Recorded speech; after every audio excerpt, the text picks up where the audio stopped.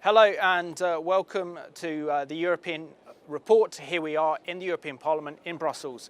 And in today's programme, we will be discussing the 50th anniversary of the unification of Jerusalem and asking, is the EU promoting peace in the Middle East or against peace in the Middle East? And in today's programme, I'm joined by Tomas Sandell, the founder and director of the European Coalition for Israel, Bas Belder, MEP for the Netherlands and Europe of Freedom and Democracy Group, and Andrew Tucker, who's the Executive Director of Christians for Israel International and also part of the Legal Council of ECI. So gentlemen, welcome to the programmes.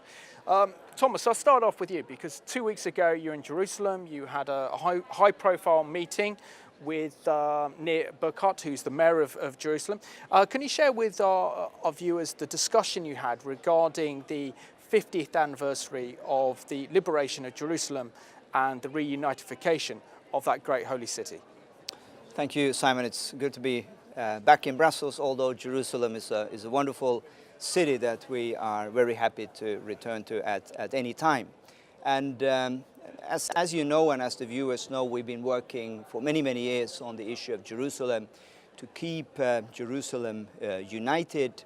And I felt that the time had come to have a personal meeting with the mayor of Jerusalem, Nir Barrett.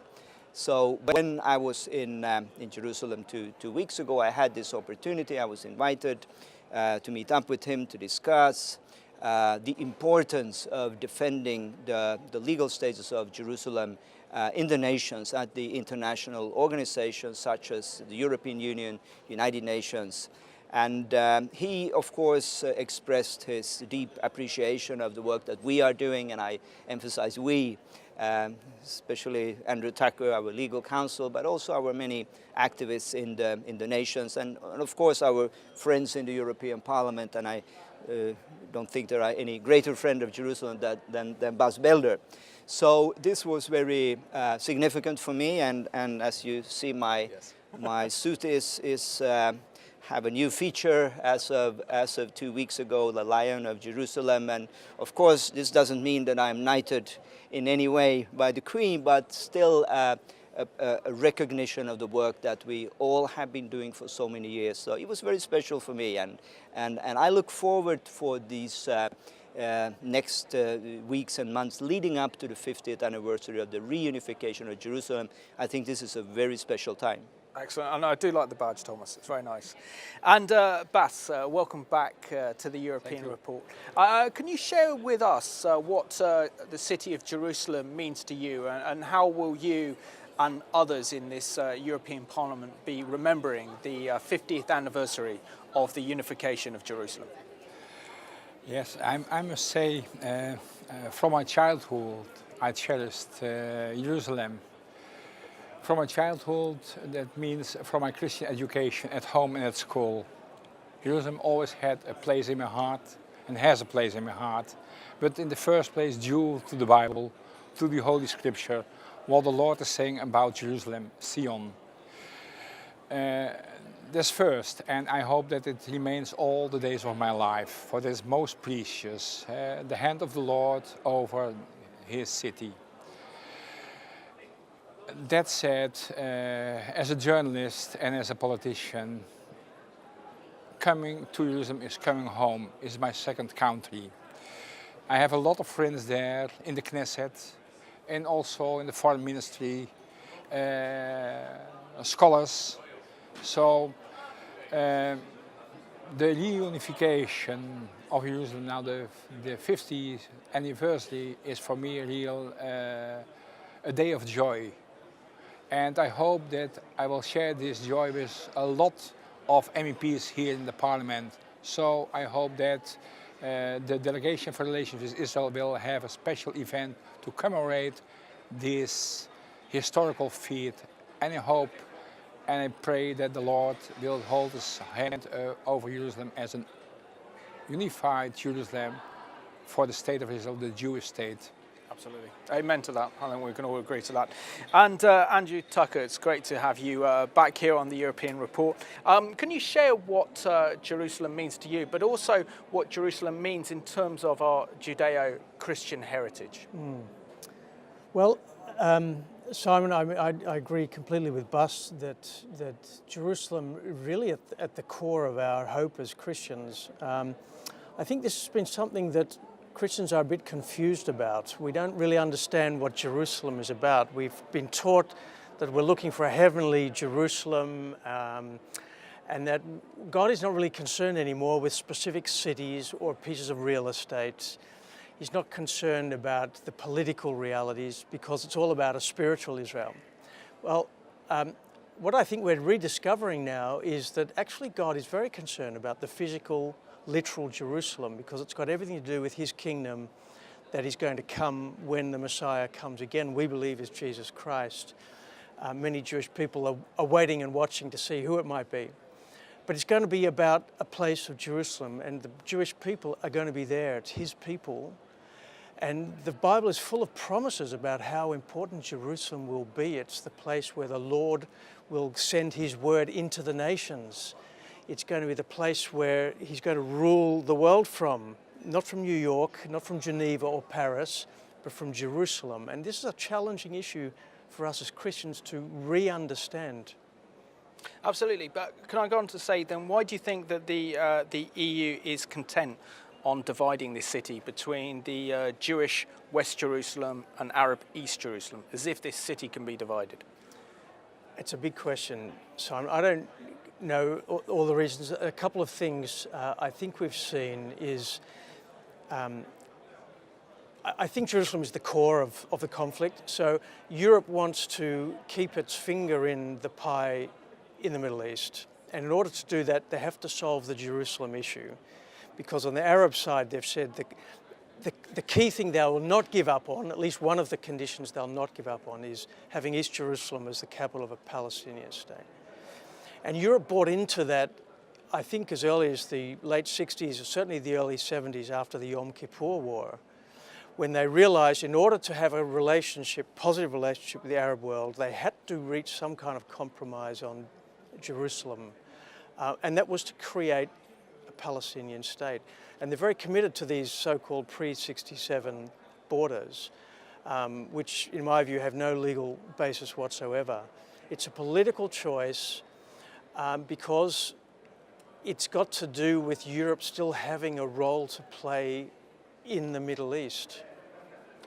And Tomas, so we have to look at the European Commission and its policies towards Israel and the Palestinians, and it becomes very clear, particularly after the dreadful UNESCO vote on Jerusalem, combined with the latest UN resolution, was it 2334, that states that Jerusalem is Palestinian occupied territory and the Israelis are occupying it.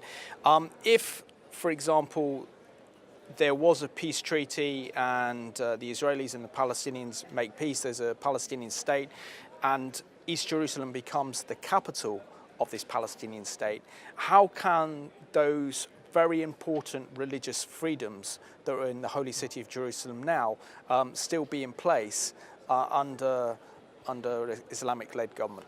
Yeah, let me put perhaps the question in a broader context, because Sure. Today, in just 2 hours, we will have our annual policy conference here in the European Parliament, where we will listen and engage with exactly the world bodies that you mentioned, UNESCO, the European External Action Service, the European Parliament, on these very issues.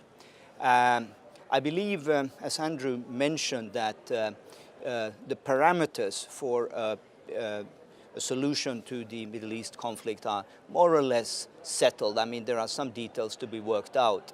And this is where the international community stands at the moment. You know, looking at the Oslo Accords, of course, Jerusalem is one of these last issues to be settled through negotiations. But you're absolutely right, and this is something we are always consistently pushing for. What would be the future for religious freedom Exactly. in an Islamic-controlled East Jerusalem? And I think we have a very strong case to say that if the case before 1967, when Jerusalem, East Jerusalem was under Jordanian rule, a moderate Jordanian rule, and Jews and Christians could not worship freely in the old city. Religious sites, synagogues were desecrated, destroyed. If this took place under a so-called moderate rule, what can we really expect in today's volatile Middle East, where we have Hamas around the corner and where even Fatah, as we know, are very radical in terms of how they look at the rights of minorities. So I think we have a strong case where we have not been repudiated in any way.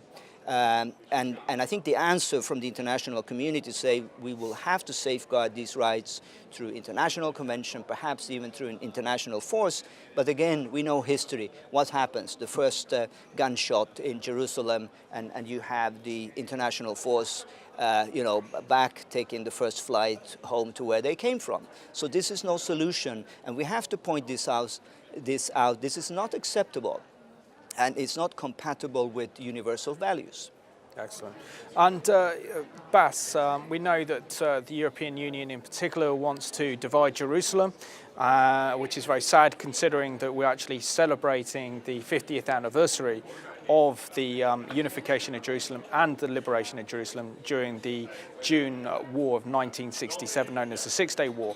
But practically, how can you divide Jerusalem between East and West Jerusalem when it's a fully functioning city, and also that many of the Arab residents of Jerusalem don't want to be under the control and the influence of the Palestinian Authority and enjoy the freedoms they have under Israeli sovereignty? Just as Tomas, I want to have the European attitude towards the Israeli-Palestinian conflict in a broader context, and that means, to say it shortly but pointedly, that the EU is blindly following the internationalization strategy of the Palestinian Authority. Don't negotiate with Israelis, have your demands to them via the international institutions, and try that the international institutions compel the Israelis to give in to all the demands of the Palestinians without any concession. That is totally blind and is totally misled, and is also disqualifying the EU, not only in Israelis' view, but also on a large part of Europeans, to be a peace broker. What the EU at the moment is doing is preventing peace, is preventing the Palestinians and even supporting the Palestinians not to negotiate. Imagine here, always here in the European Parliament, in the EU institution, dialogue, negotiation, but not negotiation, direct negotiation between Israelis and Palestinians. How is it possible? But when you take, for example, the armistice lines of 1948-9, temporary, that was a condition on the Arab side, temporary, as the new border. That is demand of the Palestinians. And when you say about division of Jerusalem, that's demand of the Palestinians. And you forget Oslo II Accords. You have the mouth full of international law, and you trample down on all the international commitments also the EU did.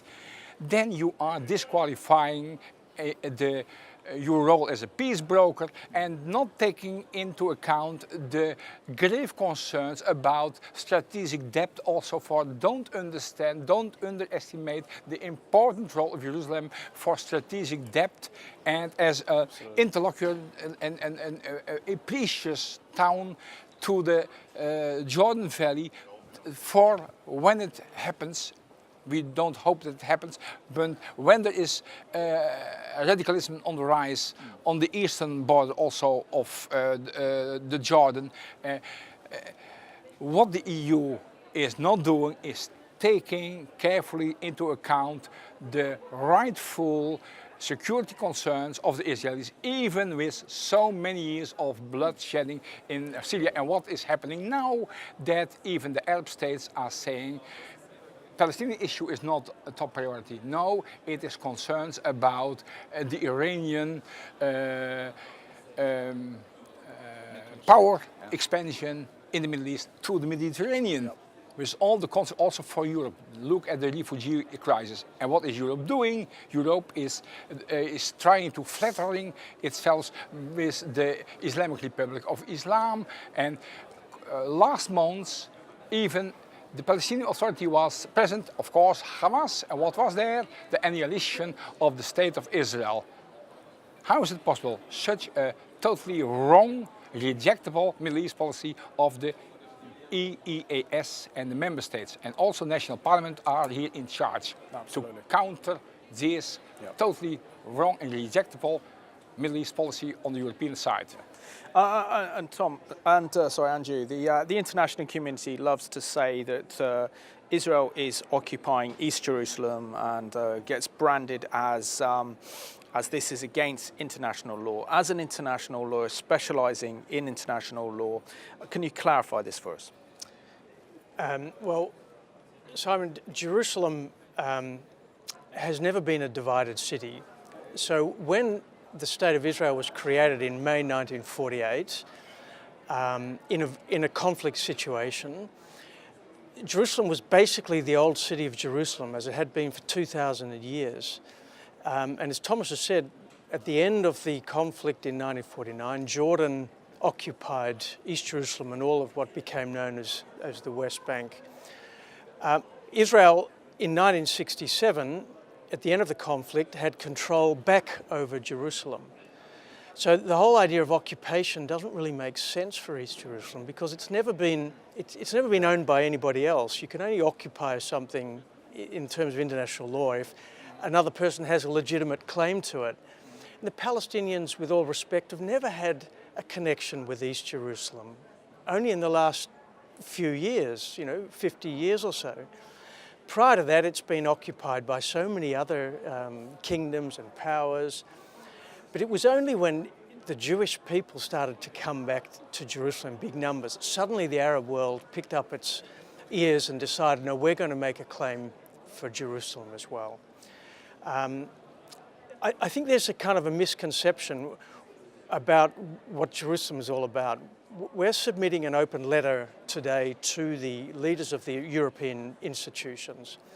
And what we're saying to them is, look, the situation in Jerusalem is not perfect. There are definitely issues. You have the Palestinian Arabs in East Jerusalem who are not Israeli citizens, many of them. Why not? Because they are Jordanian citizens.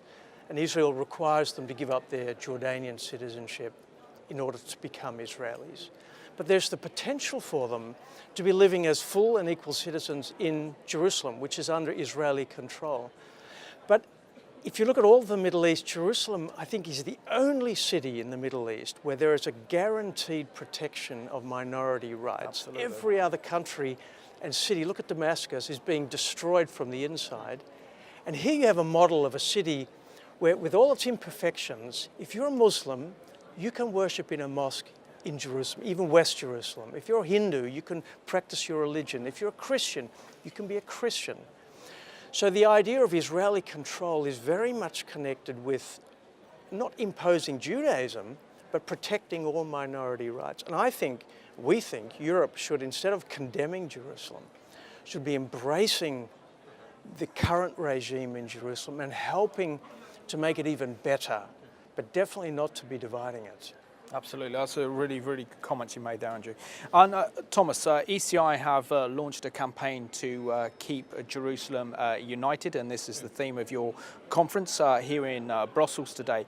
How important is it for the future for peace and stability in the region, and for the sake of Jews and Arabs living in Jerusalem, that this city remains under Israeli sovereignty? Well, I think Andrew answered the question better than anyone in this panel can do by giving the arguments. And I think just symbolically to say that there's this one city in the whole of the Middle East where, as a Christian, as a Muslim, as a Jew, you can live side by side. Tell me one other city where that is the case in the Middle East. And I will be willing to consider a division or another solution.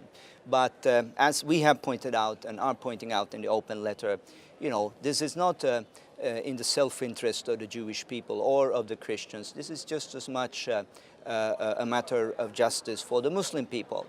And I think, you know, this is something that should really be celebrated in this complete chaos that we are seeing in the Middle East, that there is this city. And, you know, I was there just a few weeks ago, and Andrew was there, and just to see, you can walk around in this beautiful city, and you find people of all religion and none living more or less harmoniously together.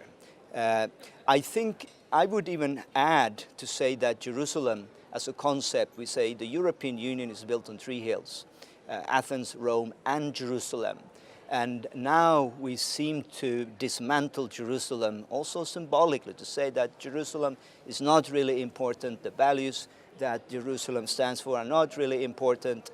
And I think there's a symbolism in this. As we are recording this program, just yesterday the British government handed over the Article 50 letter here in Brussels. So in some way it's Europe all of a sudden that is being divided. And I think there's lessons to be learned. Unless we go back to these principles, to these values that Jerusalem represents, that the Western civilization is built on, you know, we are in for a rough ride. Absolutely. Therefore, it is very important that as soon as possible the Americans, the Trump administrations, fulfill its promise that there should be a U.S. embassy in Jerusalem. It will be in the western part, but when you don't do that to stimulate the Palestinians in their campaign to deny the Jewish existence in the Holy Land. And it is not only the issue of the status of Jerusalem, it is on the status of the Jewish state, in essence, for me. Absolutely. For